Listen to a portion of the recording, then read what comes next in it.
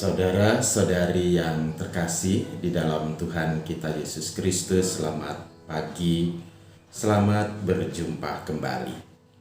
Hari ini hari Selasa 1 Maret 2022. Kita akan merenungkan dari Injil Markus bab 10 ayat 28 sampai dengan 31. Renungan hari ini saya beri judul Mutiara Itu Tak Tergantikan.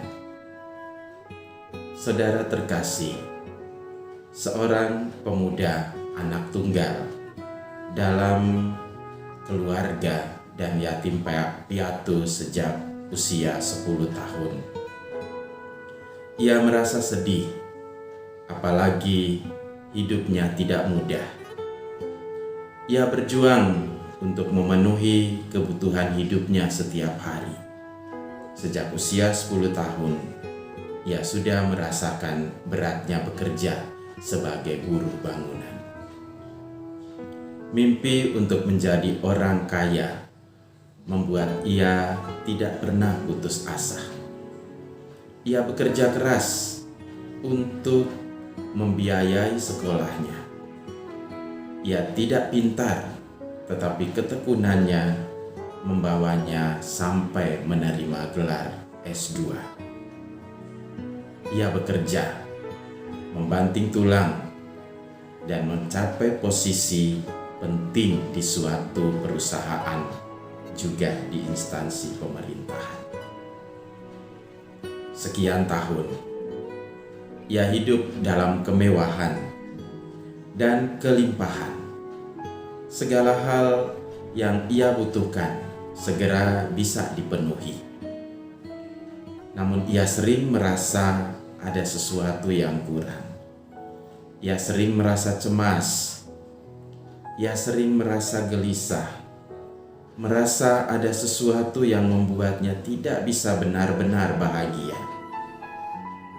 Dan jawabannya satu saja. Pergilah. Jualah harta milikmu dan bagikanlah kepada orang miskin, lalu datanglah dan ikutlah aku. Suara itu seperti tombak yang menembus nubari. Ia tidak dapat mengelak, apalagi menolak. Baru suaranya saja sudah sangat membahagiakan. Ketika ia mendengarkan suara itu di dalam hatinya, ia merasa bahwa selama ini yang ia cemaskan, yang selama ini ia gelisahkan, sirna. Bahwa yang ia cari adalah kebahagiaan. Ia melepaskan pekerjaan dan meninggalkan kemewahan, lalu mengikuti Yesus.